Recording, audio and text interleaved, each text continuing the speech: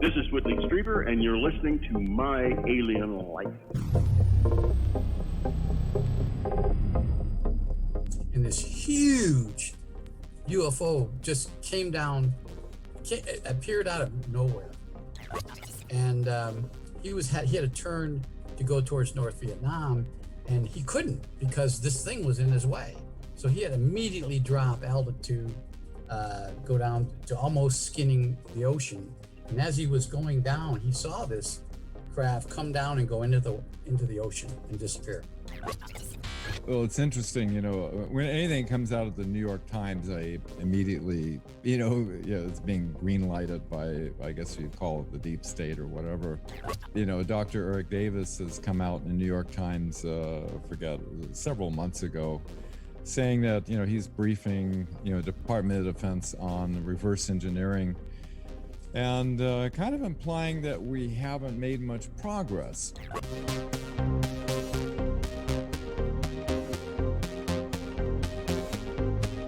As you know, we have made a lot of progress. My Alien Life is recorded high atop the Northern Rocky Mountains and is heard all over the world, and you can listen everywhere fine podcasts are found. My website is www.myalienlifepodcast.com. There you'll find links to every episode, stories, photos, and much more. I'm your host, Cam Logan. This is My Alien Life, and the podcast starts right now. My Alien Life Podcast.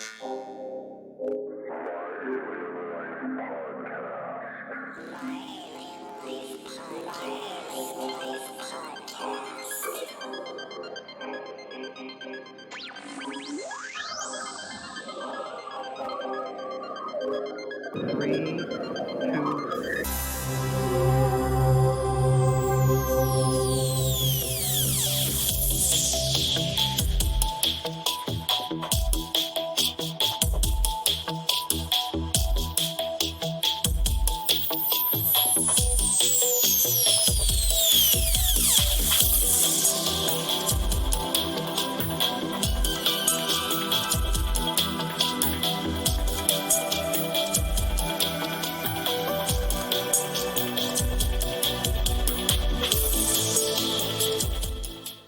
Tonight, I am joined by Richard Doty and Dan Willis. Rick Doty is a retired special agent who has worked for the United States Air Force Office of Special Investigation. Dan Willis is one of the Disclosure Project's top secret military witnesses that testified at the National Press Club in Washington, D.C. in 2001. Tonight, there are no subjects off limits as we talk about UFOs, aliens, and the U.S. government's secret programs. And of course, we will talk about what the U.S. government may or may not know about UFOs and what they may or may not be telling us in the next days or weeks about their admitted video evidence surrounding UAP sightings by our military and implications of those sightings. I'm Cameron Logan. That and more is coming right up on My Alien Life.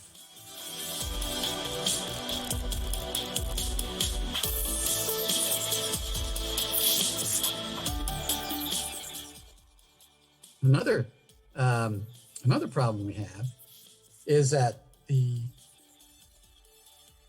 we're dealing with not just one extraterrestrial race. We're dealing with back in the 80s, 5. So, excuse me.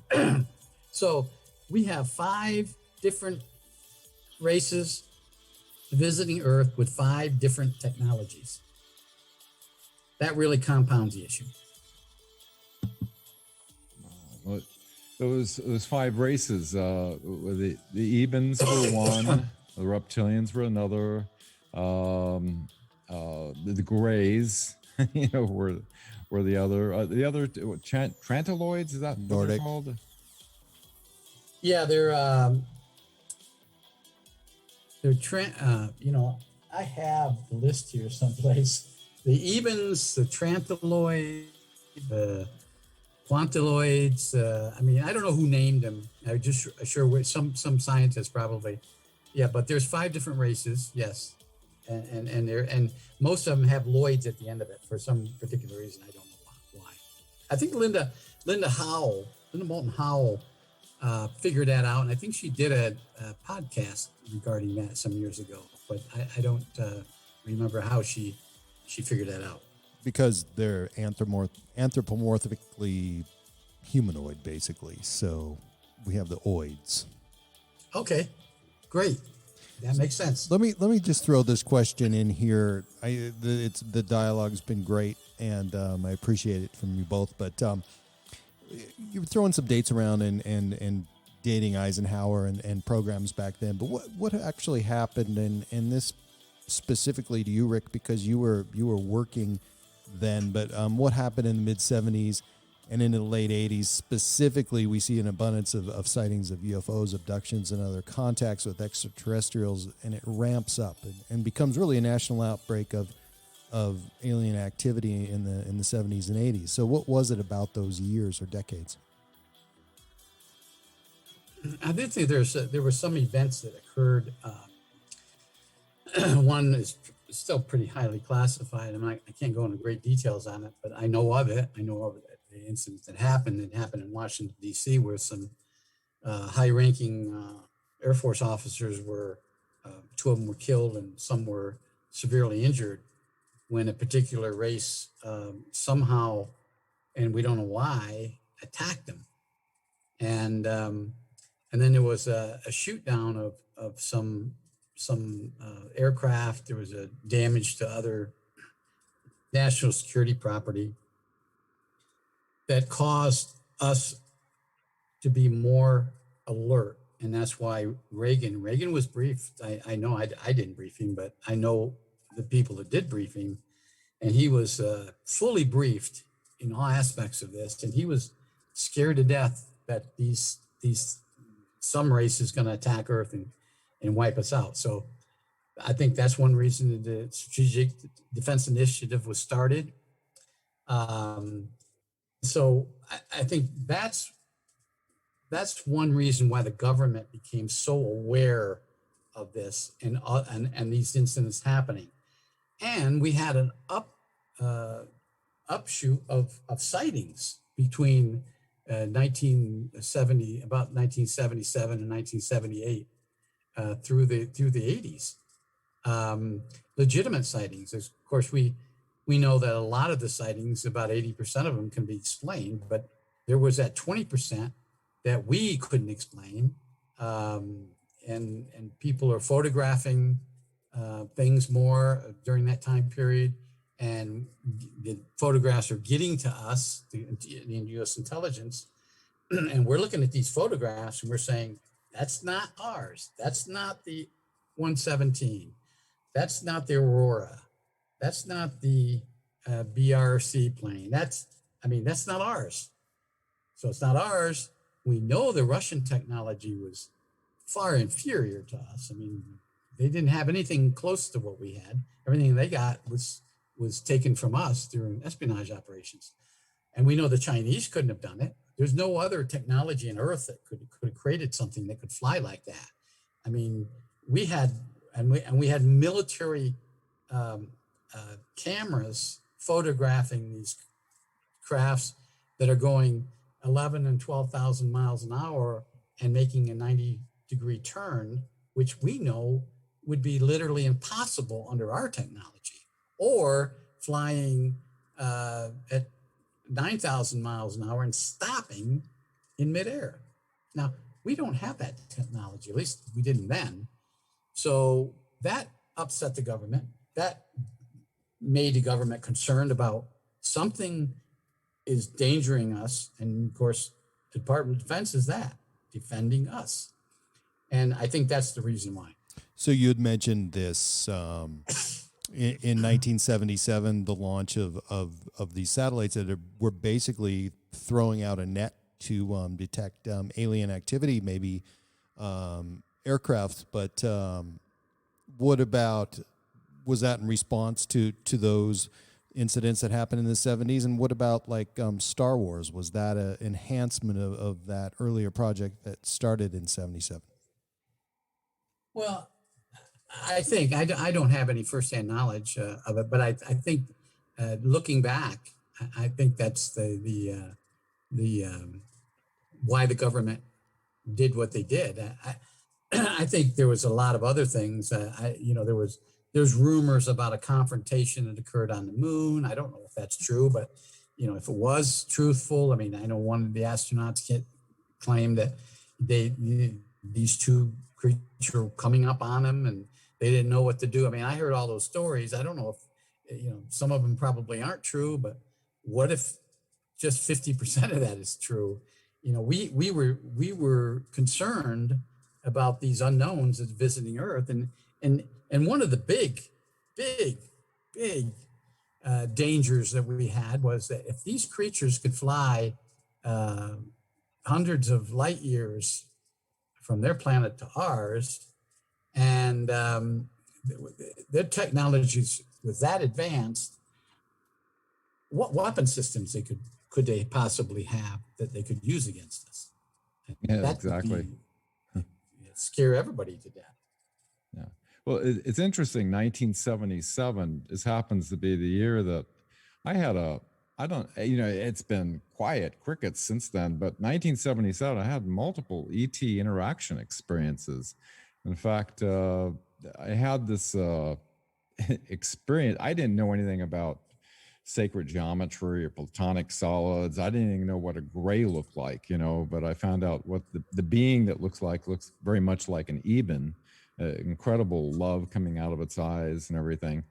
This happened in 1977. It conveyed this information about the relationship of geometry and consciousness to me, and led me into the early 80s to work with IBM's top scientist, Dr. Marcel Vogel, who set up, when he retired, a full-on laboratory, electron microscopes, spectrophotometers. I helped set up the lab with some of the equipment. I was working at the Naval Electronic Engineering Center on all this stuff.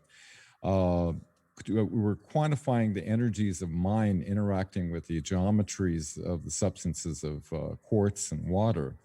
We were given samples by Wendell Stevens from the Swiss farmer Billy Meyer, who allegedly had contact with these plating beings. They gave metal and crystal samples, which we examined under the electron microscope and indicated it was some type of cold fusion process that was totally unknown on Earth. Billy Meyer's film and other evidence appears highly credible. One arm Swiss farmer, trying to create this stuff, when there wasn't any kind of technology to hoax a lot of this stuff. Yet at the same time, there was like purposeful discrediting information, which Myers, whether purposely or just as, messing it up, by injecting information that discredited it. Do you know if this was part of a CIA counterintelligence operation, Richard? Well, first of all, Billy Meyer had an experience, but his problem is he was discredited by Swiss intelligence when one of the people that worked there for him led some people into the barn, and all these models that he was photographing were in this barn. So the photographs, I think we can throw out the window. And I think he pretty much said that later on to Swiss intelligence. I actually read the Swiss intelligence report when I was in. I actually was in Germany for a period of time, and that was readily available to U.S. intelligence. And he was interviewed, and he said, "Well, that stuff I just tried to make people believe." But he, in fact, I believe he had contacts with someone. He got some items, some as you mentioned, some artifacts from somebody that proved to be not from this earth. So where did he get that from? Did he have all this dialogue with the Pleiadians? I don't know. I'm still kind of out on that. And I think one of the reasons is because of his, his admission that he faked the photographs. Interesting. So, Rick, we were talking about U.S. technology, or you were, and the fact that that we haven't been able to duplicate some of the things that we have seen, in our skies. And of course, since 2004, we've had several videos that were leaked and now finally released by the Department of Defense. So things have changed slightly. It seemed they upped the game a little bit. And now we have, of course, the COVID bill that our U.S. government is supposed to be responding to, including the Department of Defense. Why? Why did that get put in the bill? And it just seems like something that we probably should do, but it's the timing is bad, and at least to me, I think the timing is bad. Why part of the COVID bill, especially after the year we just had?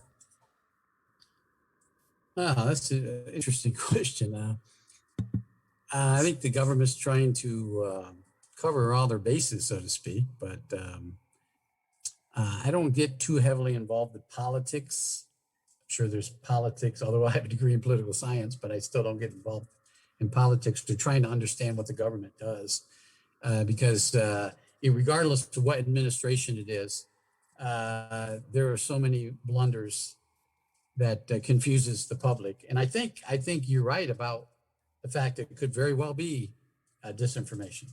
Dan, can you make any sense of that type of decision and why that would have been written into that bill? And was it purposeful, or was it just because somebody wanted to find that out for themselves? I mean, it really doesn't seem like a good time to do that, especially now that we've seen what a microorganism can do. Well, what about an organism that could potentially, exclude us from this beautiful planet we enjoy so much?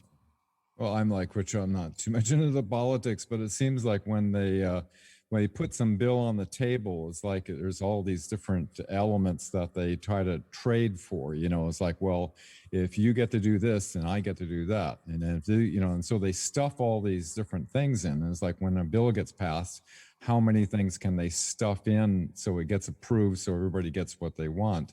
What I'm looking at from the the controlled media aspect of it is that they're pushing the Tic Tac narrative and the alien national security threat, and ever since it got blitzed across. I mean, obviously this was purposeful. Back in 2017 when it first came out, they saturated all their mainstream media outlets, so even your grandmother knows about the Tic Tac and the Navy Nimitz incident. You're wondering, and then they're talking about they keep pushing the alien threat and advanced aerial threat identification program out of the Pentagon, and then they did the unidentified series on the History Channel, pushing the narrative of alien threat. You wonder, and since they're kind of downplaying the idea of that we haven't made much progress, I wonder if they're going to conclude that these are either, ET, China, or Russia, possibly to fund, trillions into the, military industrial complex. It's interesting that in 2019, U.S. Air Force Specialist Mike Tuber came out with his testimony stating that the Tic Tac was actually made at the Palmdale facility of Lockheed for the U.S. Air Force's secret space program. It's essentially a drone that can go 24,000 miles per hour and 500 miles per hour under the water. In April of this year, Mike Tuber came out and completely retracted this testimony, saying he made it all up. And exactly 1 week later, my good friend and fellow witness that joined me back in 2001, Mark McCandish, who testified that the alien reproduction vehicles were built back in the 1950s and go faster than the speed of light. Right. he was actually planning on testifying at this June hearing, and he was found dead exactly 1 week after Mike Tuber came out and said he made his story up with a shotgun blast to the side of his head. So, and ruled a suicide, of course. Both of these testimonies would completely destroy the narrative that we haven't made much progress. There appears to be an agenda here to keep the public unaware of the real progress the U.S. has made over the decades. Gentlemen, what's your thoughts on the potential direction of this false narrative? You probably are expert on the media, and one of the things that I want to throw at you too in related to that would be, over the years we've seen kind of the same players that come up with this information, and now we're seeing that they're getting information from inside the U.S. government, specifically the Department of Defense, talking about Elizondo, Corbell, and Knapp, and sometimes TSA. So these four people or organizations that they've obviously gained a lot of air miles on publicity from the stories, but how and why are they dredging up those stories and have been for decades, and how does that happen? And then, Dan, you're talking about this cap on the media that's not allowing us to get the real story, yet we're getting this in pieces, or are we? Is this reliable material? Oh, and did you see recently Dr. Greer has come out and publicly stated that Luis Elizondo, he wanted to kind of pull away from the To the Stars Academy and the whole thing, and so they're wanting to pull security clearances, and so he was consulting Daniel Sheehan, which is our legal counsel, on and he has admitted to Daniel Sheehan that the alien threat narrative being pushed in the media is purposeful disinformation. Is it? Did you hear that? Did you hear about that? I did, but is it? I mean, is it disinformation, or I don't know. I mean, it's. Well, that's what Luis Elizondo is claiming, is that the alien threat narrative that he's been given, apparently he's not feeling comfortable with it, and feeling there's a deception with that. And obviously, as Dr. Greer said, the Baz, we're having this conversation. Not to say there isn't races that are using us as a resource in kind of underground and behind the scenes. So we haven't been attacked by flying saucers coming in and destroying our cities like Independence Day. But, that doesn't mean that there is not a predatory race that is interacting with Earth in ways that, you have to wonder about all of the millions of missing people that go unaccounted for. And that, at the end of World War II, they brought over Xavier Dorsch, which was Hitler's mastermind on underground buildings, and they started in the Monsanto Mountains outside of Kirkland Air Force Base, tunneling and setting up these deep underground military bases connected with maglev trains all over the place, a whole network of them. And Heinrich Himmler, who apparently escaped, according to forensics and according to the JFK files that were released in 2017, Adolf Hitler was alive and well in Argentina. So according to Albert Speer, he said Himmler planned to have an empire of slaves. And, according to Nazi ideology, it could be that Heinrich Himmler achieved his dream, and we just don't know about it. And it could be under our feet, Antarctica, on the moon, Mars, and elsewhere on the galaxy, that they have enslaved operations and using humans for different purposes, for different resources. What about the flip side of that, Lucy Sheen, who is a fiction author, science fiction, has what's called the three-body problem trilogy, and it's a theory that extraterrestrials are quite rationally hiding their locations to avoid being destroyed by a more powerful extraterrestrial. Are they afraid of us or somebody else out there? And is that why they're so elusive? Your guess is as good as mine. Rick? Richard? Dan, that was fascinating information you just related. I mean, that's a Absolutely. good historical perspective on what the Nazis had planned. Now, I don't know. I don't know about you coming from a science fiction writer. I don't. The information I had, and it wasn't extensive, but it was somewhat limited regarding the ETs. I didn't find anything in there that would show them to be scared of some other race, but I guess that would be quite possible.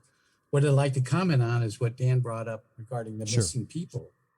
There's been some books written about it, but I think there is. I mean, personally, I'm doing some research now on my own, just beginning. I've been doing it since January, about the connection between missing people, from children as young as 2 days old, Yes. to 85-year-old people missing, not just in the United States, but all over the world. I mean, there's a repository of a lot of this information, and there isn't. But I'm doing a comparison between UFO sightings in areas and then the missing people. And I've only been doing this for 4 or 5 months, but there is a correlation between sightings occurring like in the Cascades in Washington, or the Right. mountains in Oregon, and people that come up missing. I mean, there's hundreds of thousands of people that have became missing in this decade. Where did they go? I mean, they couldn't have all committed suicide. They couldn't have all just decided to change their identity and become somebody else. Yeah, some of them sure did, but there's I think there's a connection between UFOs and the missing people. And I think there's also some National Park Service data that confirms, well, at least lets us in on some numbers, or if they let us have that data, would let us in on some numbers of people that do come up missing, especially in national parks, which are known for being dense forests and people footsteps going off, and then all of a sudden they stop. People aren't just getting lost, or getting eaten by grizzly bears. So well, I have a good case that I looked into, and I actually spoke with the husband. This woman became missing in Oregon in 2003. She was a nature lover. She had a dog that she always took hiking with her, and she would always tell her husband, "I'm going out here to this particular place." And this time she was going to the coast near a place called Mount Hebo, which is right on the Pacific coast, and she was going to hike there's some cliffs out there and some other places that she wanted to see. And she took her dog along, and she was going to make a day trip. She left 4:30 in the morning, drove out there, parked in a parking area for this particular park. She registered, wrote down that she was leaving at 8 o'clock in the morning, and she's due back at 4 or whatever time she put down. And then she disappeared. I mean, totally disappeared. She got into an area. I mean, of course, the Park Service came in, and the local sheriff and the state police. They did a big search with helicopters. They tracked her. They knew what kind of boots she had.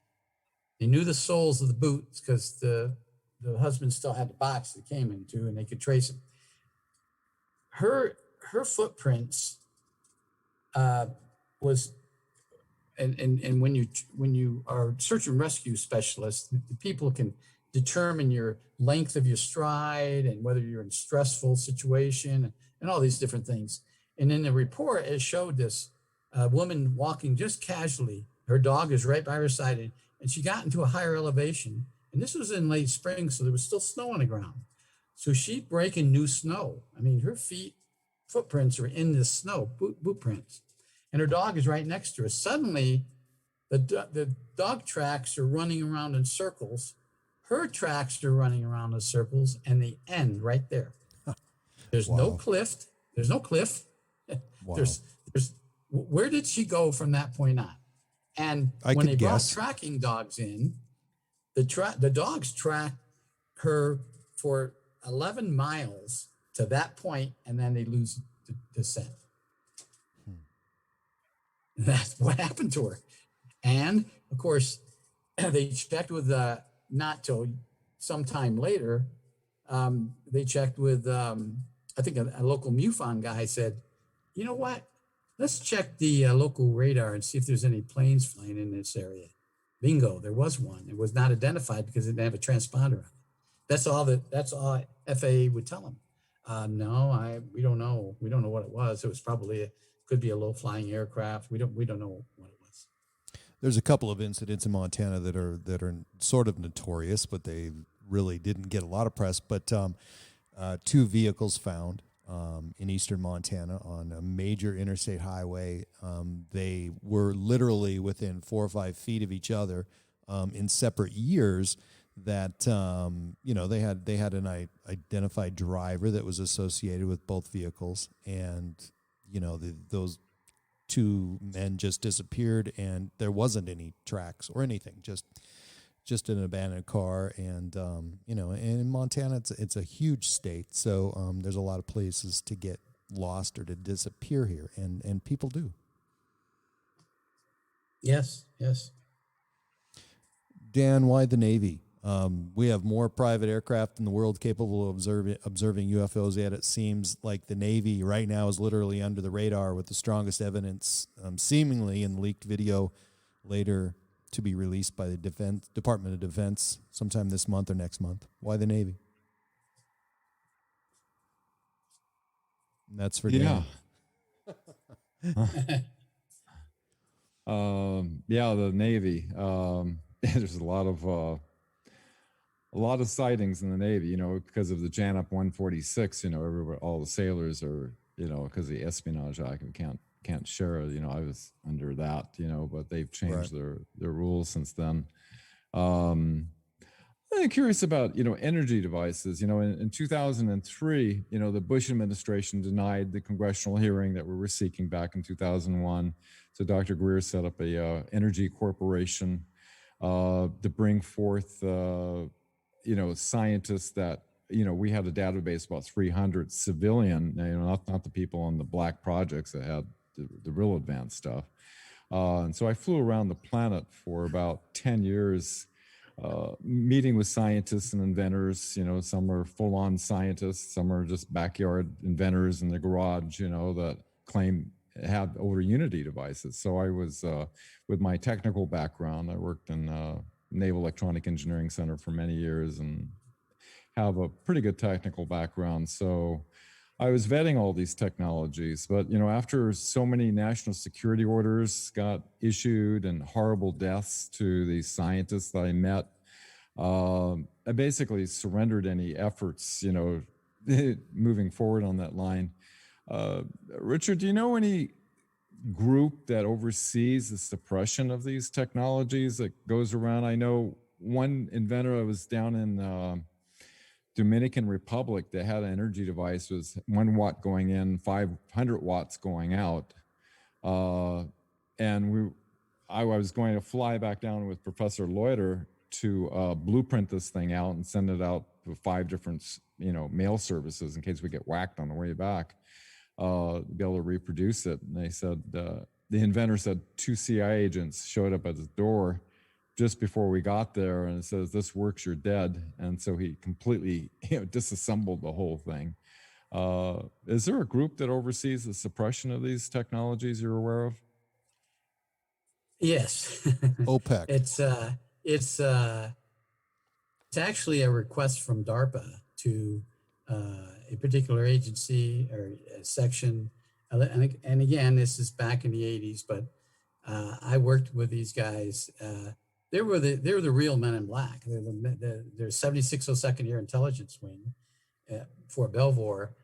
They recruit the real strange guys who can pose as about anybody, and they'll get an assignment. Most of them are sheep dipped, meaning that they're military in nighttime, but daytime they're civilians, and they or vice versa. They go out and they try to quell something, if there's an invention or if somebody actually saw a real highly classified aircraft or something like that that's in the experimental stage. They'll go and get any pictures they have. And now I know there are people who are saying that these intelligence people have killed witnesses and so forth. I've never ever in my 10 years in government heard of any of these people or ourselves, myself included, harming anyone. If our operations wasn't successful, then we tried something else, and that could be a surreptitious entry into their house to do something. And there's other really deep things we could do, but not harm anybody. So DARPA, if for instance, your example of this guy having his energy device that can generate 5 times what they put in it. If it's something we have, or something that they want, or we're in a technological advancement arena for it, and now we're going to perfect it, but now this guy on the outside has it, and we want that. Yeah, I can see somebody going to him and saying, end it now. Yeah. I can see why they, there's lame, inventions that work, like this device produced, 500 times more power than what was going into it. But this stuff is actually lame compared to what they have in the black projects that have, unlimited resources, some of the brightest minds, working on these things that have really, really advanced technology. And so it would make sense that they don't want to have something that's kind of, sort of half-ass, I guess you could say, that gets released out into the public and gets proliferated, across the planet. If they were to release something, they would release something that is much more advanced. Just curious, the Navy's been releasing a lot of very interesting patents on warp drives and force fields and fusion reactors and just super advanced Star Trek-like technologies. What is your take on, what do you think the purpose of getting these patents out into the public that are not just theoretical, but they claim to be operational? That's a good question. Like I said earlier, I'm not a scientist. I'm not real technical in that arena. But, I find that somebody sent me an email, a retired Navy, I think he was a lieutenant commander. I'd met before, and I know of him. I don't know him that well, but I know of him. He sent me something regarding that, asking the same question. Why is the Navy doing this now? Are they giving away their secrets, or are they want to try to impress people? Or they want responses, they want feedback. Okay, here's what we got. Maybe somebody will call them and say, you know what, you have this. I just saw this, you release this. I have something better. Maybe that's the reason. Why not the Navy, though? I mean, if there's going to be an agency in America that, or pseudo agency or whatever, I mean, why not disguise it as something that we see every day? I mean, obviously the Navy has some of the best fighter pilots in the world and some of the best of the best testing all kinds of technology. Why not the Navy? Well, I think the Navy, interesting. I have an interesting story to tell about it. Groom Lake. Groom Lake was, of course, officially the Air Force Flight Test Center, Detachment 3 out of Edwards Air Force Base, but it was controlled by the Air Force Test and Evaluation Center. But on the base, we had a building that was somewhat isolated, and this again in the 80s, that was the Naval Research Lab. That's what it was called on the outside, the Naval Research Lab. No one that I knew, none of us, and none of the Air Force and the Air Force Scientific Research Detachment, which was located there, had access to that building. So I don't know what was going on in the building. It wasn't a huge building, but it was a building and it had an underground facility. But when the Navy did tests, they would go to some isolated areas over at Tonopah Air Force Base to do their tests, Yeah. not on Nellis Test and Training Range. So um, I know they were there. I saw Navy people. I had contact with an Office of Naval Intelligence person who was assigned there. Really, really, really nice guy. We'd go and have lunch together or chats together, but he never told me what he did. So that's just kind of an interesting side note. Now, of course, the Navy had another facility in Nevada, Fallon, and they had a number of really highly classified areas up there, which they did advanced research. I was talking with John Lear about the Navy testing a nuclear hybrid jet engine. And this was like a year and a half ago at Tonopah. Rick, have you ever heard of anything like that, or Dan? Yeah, I did. There was a vast number. Well, I could say that I knew about it when I worked for Dr. Putoff. About all I can say. There were miniaturized fusion systems, both weapons and also propulsions. And while we were out there when I was at Groom Lake, they had perfected a nuclear propulsion system that was really state of the art in that time frame. There were some bugs that they had to work out in it, and it was, as I understood the scientists, and I was also the counterintelligence officer for that project, the scientists said we'll have this perfected within 10 years. And this is probably about 83, 84. So is it alien technology? Are we back engineering, or are we getting this information and how to build this stuff from other civilizations? Oh, no. This was our own. I think it was being done by Los Alamos, heavily involved in it. They were capable of, even then, those days, they were capable of really, really, really small nuclear devices, whether it be a propulsion or something that would generate a lot of power or some kind of weapon system. Now, on the other side of that, I saw a lot of research into extraterrestrial technology that was occurring at another location. And they were trying to understand, they got a craft here with a propulsion system on, how does it work? So they either try to duplicate it, which was very difficult to do because we didn't have the materials on this planet. We were trying to create them or use other materials to substitute for the ET stuff. But that was in a different area. And so there's two distinct technologies. So we reverse engineering and then our own advanced research.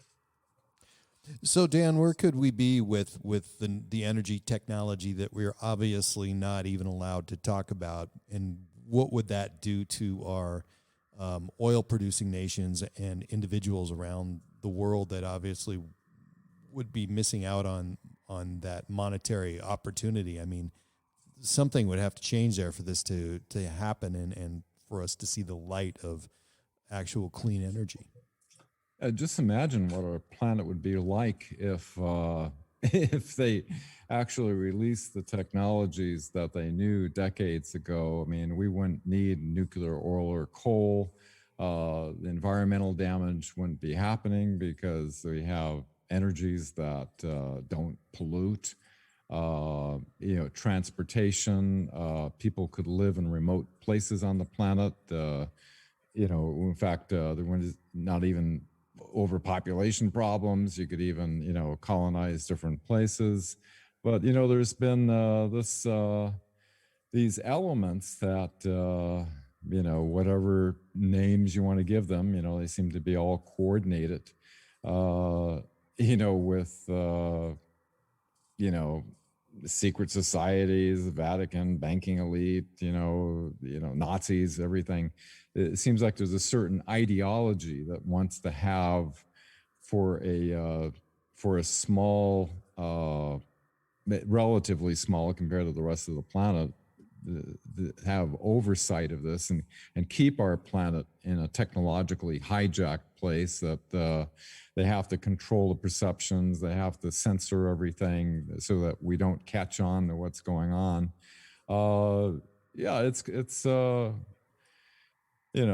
It's criminal what has been done to this planet, because a whole different world could be realized. And this, I think the world was meant to be a beautiful heaven on earth. It could have been, but we have false flag wars. Like, I didn't have to go to Vietnam because of the Gulf of Tonkin thing, and the poor guys that went off to the Middle East for the 9/11 false flag. All these deceptions perpetrated upon humanity. But I think there's a collective awakening. But I have a quick question, regarding secret societies. It seems like there's so many presidents, intelligence directors have been like Knights of Malta, 33rd degree Freemasons, and some are Skull and Bones. And this is kind of for the benefit of my dear friend Laura Eisenhower, the great granddaughter of President Eisenhower.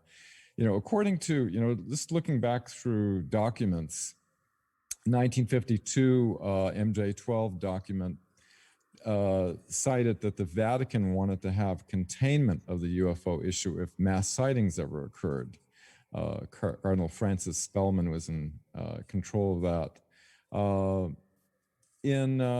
This is to Richard. In your historical briefings regarding the first contact in 1954 at Murdoch, today's Edwards Air Force Base, it was noted that Eisenhower was planning on a public disclosure later that year in May, according to one of the witnesses, Gerald Light. They had a number of witnesses that experienced this.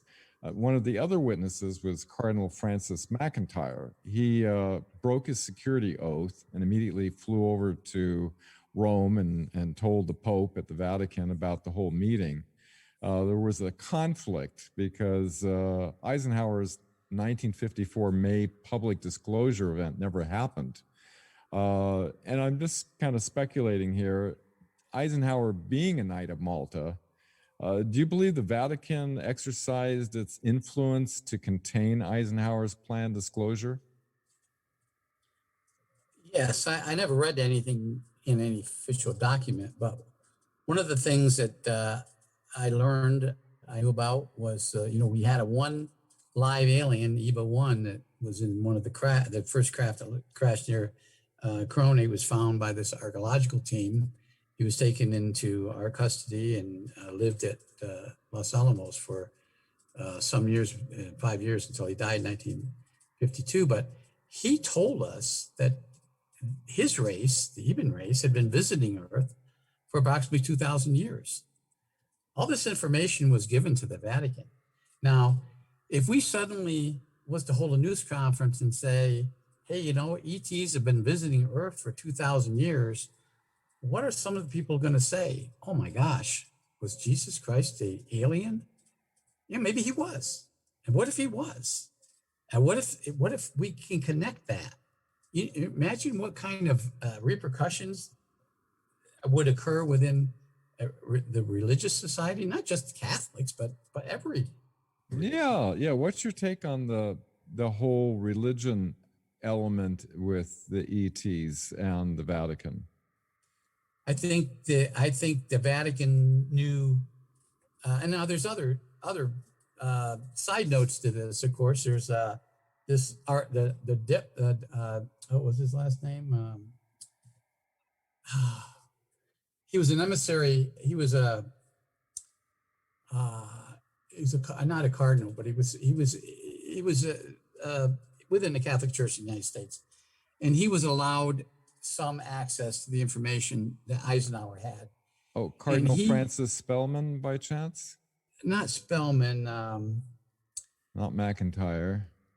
No, not McIntyre. I'll think of it here in just a minute. But anyways, he opened up a side channel to the Vatican from the CIA or MJ12 group, and the MJ12 group was rather than going through Eisenhower, was feeding the Vatican back channel information because we thought we had or they did during the time period that somehow the U.S. intelligence or MJ12 had thought they had knowledge that the Vatican knew of many cases through the ages that they've documented. They haven't had hidden files in the Vatican, and we were trying to get that information, and so that's why that channel was open between the Vatican and Eisenhower and MJ12.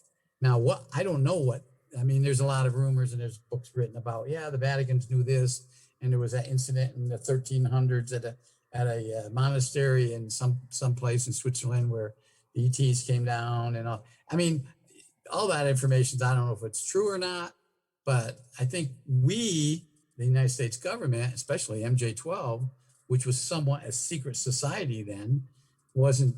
I mean, probably operated outside Eisenhower channels. Closely aligned with the CIA, but they wanted to know everything the Vatican knew, and I don't know if they ever got it, but that's one of the reasons why they opened up that back channel to the Vatican. And I'm sure the Vatican wanted to know what we knew. I'm sure the Vatican didn't know it all. And one of the things that I found out some years later, and I found out at a UFO convention when this priest told us, the Vatican, it's a country and we have our own intelligence service. I never knew that. I thought Italy had handled all that for them, but come to find out, the Vatican had their own intelligence agents. There's 4 of them, I guess, that went out and gathered information. So makes sense. Yes. Rick mentioned at the beginning of the show, and we're talking about, or he mentioned sources and methods of information collection.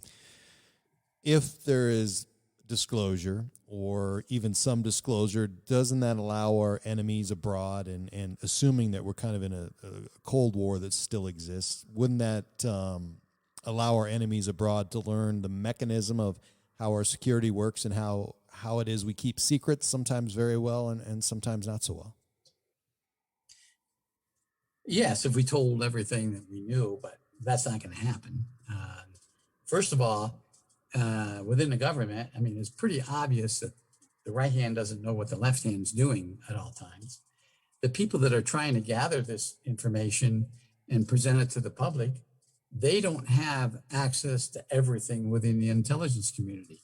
For instance, there's a particular, we heard him speak behind the scenes, so to speak. He works for the DIA. At the UFO convention, we heard him say, listen, I work in a DIA and I have 6 filing cabinets behind me. They're all GSA approved for top secret. I have stuff in there that will prove the existence of our contact with ETs. Nobody's came to me and asked me for this information. So there's so many entities within the government, intelligence entities within the government, that's never going to give up. Now, that doesn't count the private sector.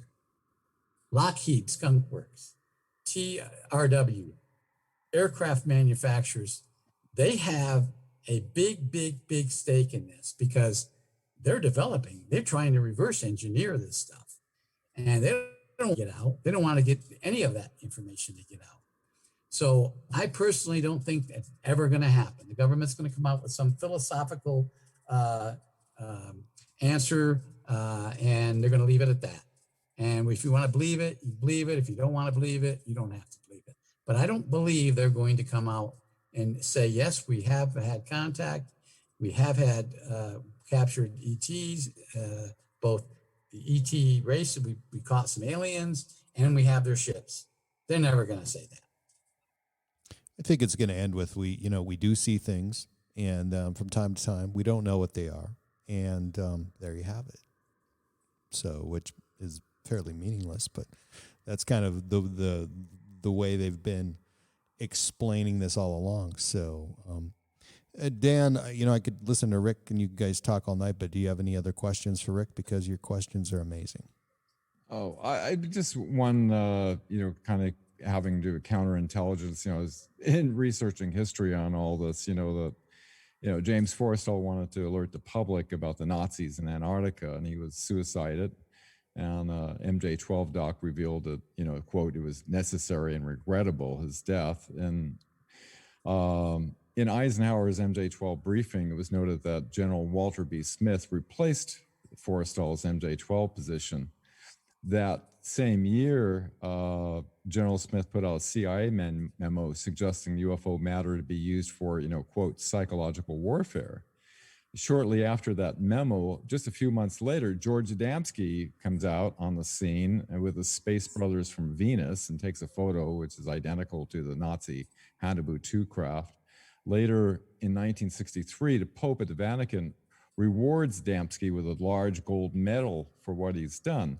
There appears to be this coordination between MJ-12, the Vatican, and the Nazis, since the Nazis entered into an alliance with a reptilian race in Antarctica. These elements appear to coordinate in interest of the psychological warfare operations. To claim that all the flying discs that the public see are ET related works for hiding both the Nazi and the US manufactured anti-gravity spacecraft for the public. My question to Richard is, do you believe that this was a psychological warfare plan that General Smith was possibly referring to? Yes, definitely. I think it was. I mean, there's so much evidence you could present in a court of law and find me guilty. Yes, because of how it was run, and a lot of that is what we did in disinformation or in counterintelligence operations when we were trying to dissuade a person from reporting a secret, what we knew to be secret, and try to blame it on UFOs. We did the other way around. They've seen UFOs and we blame it on something else. So yeah, I agree. I agree 100%. I have a question for you, Dan. Yes. I've been dishing out these questions for about 2 hours with you, and I still have more. But I know we can go on forever on all this. Please, what your question? In 2001, prior to the press club, did some of you meet with a government official prior to the news conference? The story is, and this comes from Wendell Stevens, actually, at one of the UFO conventions after that, maybe it was 2002 or 3. He said that the people there, the witnesses, were instructed not to tell everything, be very careful of what you say, and that everybody, at least some, met with somebody from the government prior to you going on stage. Is that true? At the National Press Club? Yes. No, nothing was like that. We all were instructed to state, that as Vice Admiral Thomas Wilson, said, that we are willing to testify under oath before a congressional hearing, behind our testimonies. But no, there was nothing like that. Okay. Good to know. Good to know. So nobody was warned prior at all that you know of that not testify before the press club in 2000. No, but they, according to our sources, it was the NSA. There was about 500,000 people ready to go online to watch the event online, and it was jammed for the first hour and a half by the NSA. So they didn't want people to know what, but it inspired a hacker in the UK that revealed the U.S. Navy's secret space program. And I would say that his evidence, they wanted to put him away for 70 years in prison, Gary McKinnon, him and William Tompkins, who actually I did a lot of research. In fact, he worked at the same place my father worked, at the Naval Air Station in San Diego, in the same department. And, all the documents that back him up and the High Naval Command, all the secret space program witnesses, they, because of the nature of their testimony, they can't really come out with any proof or evidence that back up what they're saying. But the fact that Gary McKinnon was able to find the Solar Warden program and the big cigar-shaped craft and the non-terrestrial officers, and the fact that Tompkins had the documents to back up his testimony, those two, out of all of the people who are starting to have total memory recall since the year 2000, I call them the 21st century witnesses, lends the most credibility to that. We've had a secret space program out there since the 1980s. Yes, we did, and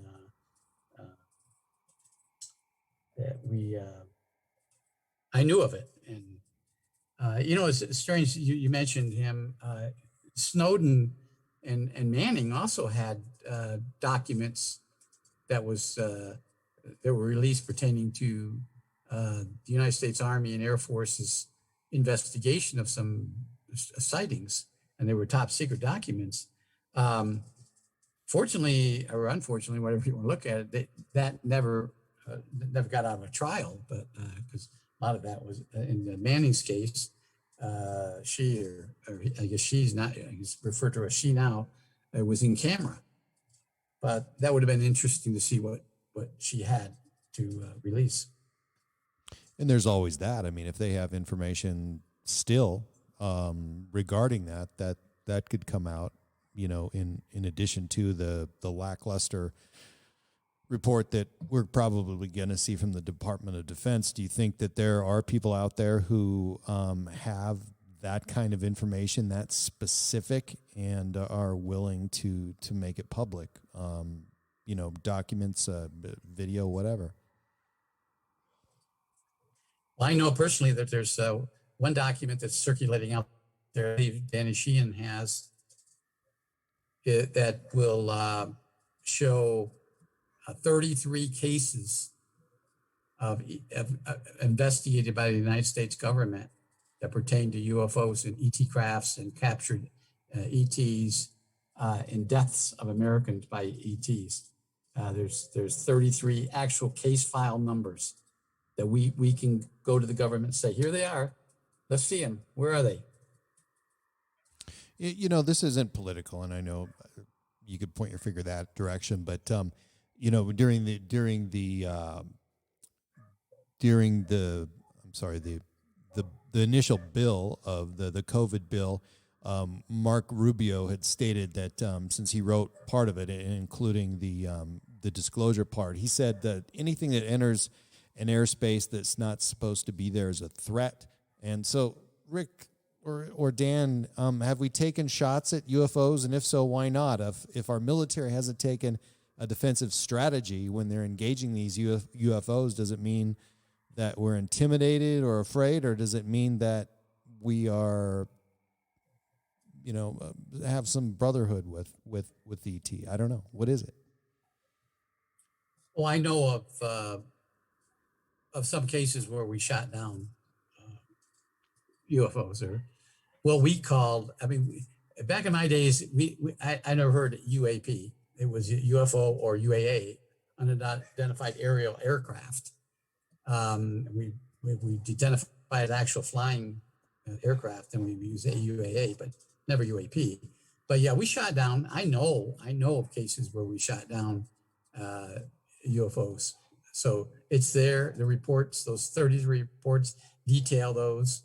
It was done by Air Force, U.S. Navy, in one instance, south of Yuma, United States Marine Corps jet. I'm not sure what kind of jet it was, but it was Marine Corps out of Yuma Marine Corps Station. So we're actually doing fairly well as a military and possibly defending our planet, or is it something altogether different than that?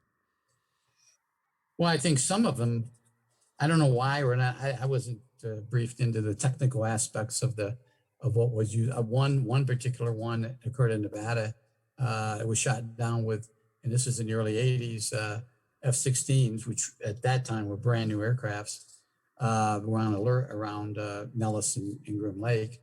They used Sidewinder missiles and shot down one.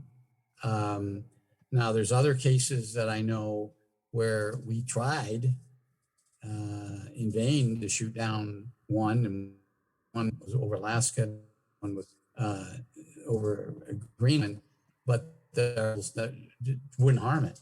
It was whether the ET craft had a force field around it or whatever the reason, we just couldn't shoot it down. Why can we shoot down some? We can't shoot down others. I don't know. Okay. So we got about 5 minutes, and I want to give you guys both a final word. And just to summarize what we've been talking about, and what are your thoughts for the future? Dan, go ahead. Yeah, I just want to make clear I don't have an energy device. I live off the grid in the mountains in Oregon, and I I'm just wanted a using piece solar of that. panels.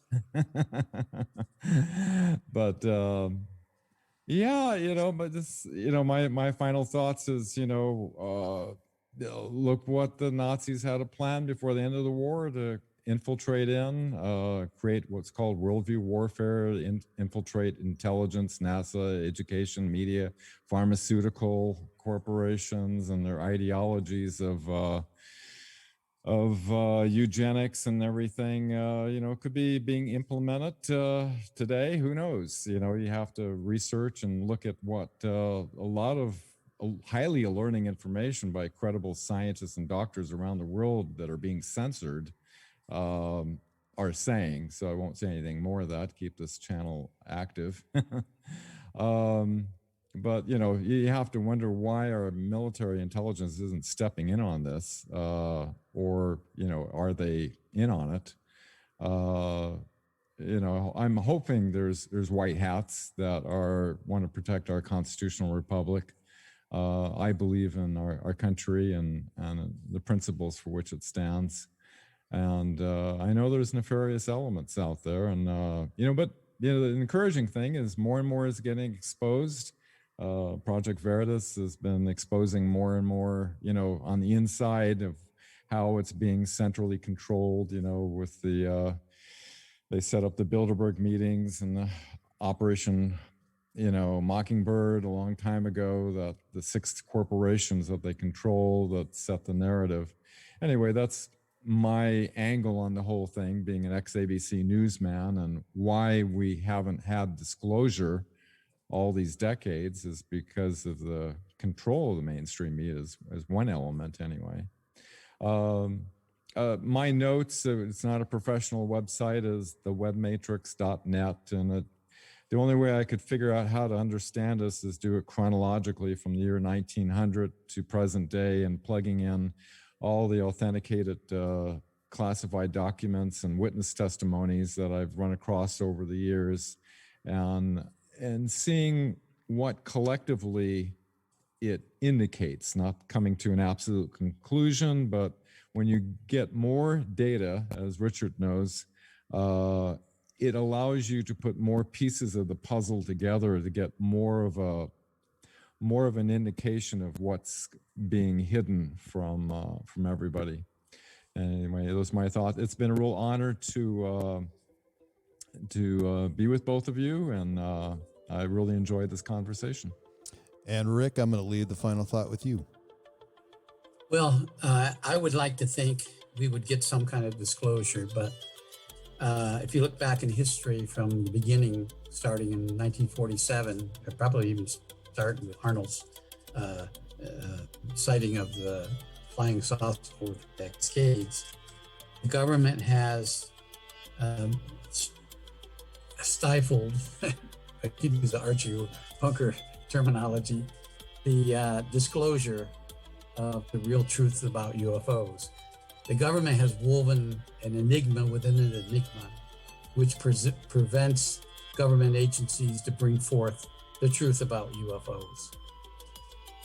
I hope to think that we're in a new time period where we have people like Richard Dolan, Danny Sheehan, Sid Goldberg, a news person on Gaia, Linda Howell, and even myself, that will move forward trying to get some form of disclosure to the public, because I don't think we're going to get much from the government in the next week or so whenever they decide to release it. We're going to get a watered down version of something that they want to hide. And until we can step up as a society and move forward toward the real disclosure, the secrets will be kept in those safes. I have a book coming out in December, the real story, Area 50, the real Area 51, the Richard Doty story. It was hacked, unfortunately, so the email address that I think Cameron's already posted. So if you have questions for me, I get hundreds of emails a week. I'll try to answer them. It's been a pleasure talking with Cameron and Dan. It's been a real inspiration to hear a lot of your stories, Dan. Absolutely. Definitely a conversation with two of the most interesting people on the planet who are able to connect the dots and make sense of technology that really is hard to label and hold still long enough to pin it down. All right, man. Good night. Thank you very much, and we'll speak soon. And again, my deepest appreciation, and I'm just super fond of you both. And I knew that you two have, both have these excellent personalities and ability to speak in such a way it just be special. Really, it was. So thank you again, and a good night. Good night. Good night, Ken.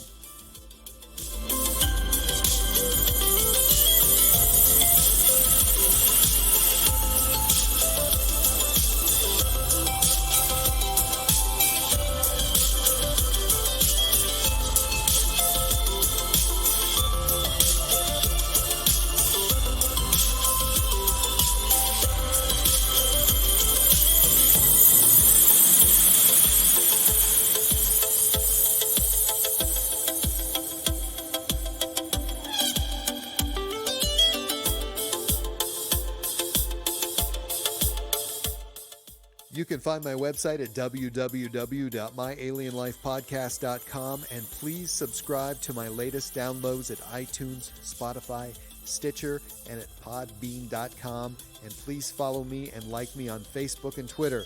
My Alien Life is written and produced for broadcast at Studio 254 in the Northern Rocky Mountains. The music you are hearing is produced and created by Elion. You can find all Elion's work online at Heart Dance Records.